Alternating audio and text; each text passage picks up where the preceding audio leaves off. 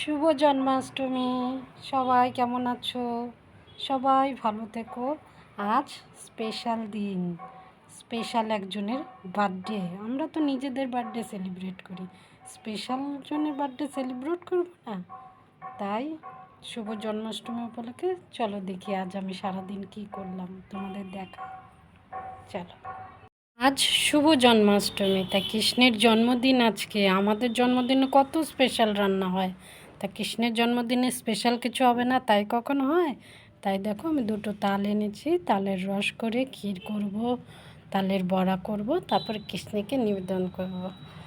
এই দেখো আমি কী করে রস করছি। প্রথমে জলে ভিজিয়ে নিলাম, তারপরে ভেজানো থেকে তুলে থালায় ঘষে ঘষে রস করছি। জলে ভিজিয়েও তোমরা রস বের করতে পারো আঙুল দিয়ে চটকে চটকে।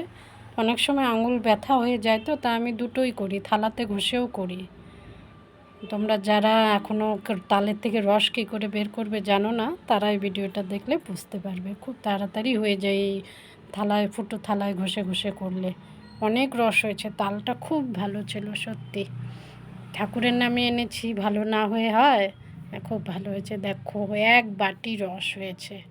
এই দেখো দেখতে কত সুন্দর লাগছে। এই রস দিয়ে আমি বড়া করব, ক্ষীর করব। এই যে ঢেলে নিচ্ছি, এই থালার উপর দিয়ে ঢেলে নিলে কি হয়, তালের অনেক আঁশ থাকে তো, তা ভেতরে আঁশ পড়বে না।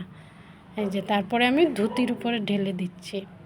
এই ধুতিটা কাপড়টা বেঁধে আমি একটু ঝুলিয়ে রাখবো, তাহলে তালের যে একটু জল বেরোবে, তেতো জলটা বেরিয়ে যাবে, তাহলে আর খাবার সময় তেতো লাগবে না। ঠাকুরেরও ভালো লাগবে, আমাদেরও ভালো লাগবে। এই দেখো ক্ষীর আর বড়া বানিয়েছি। ভালো থেকো বন্ধুরা, শুভ জন্মাষ্টমী। সবাইকে শেয়ার করে দিও। বাই বাই বন্ধুরা।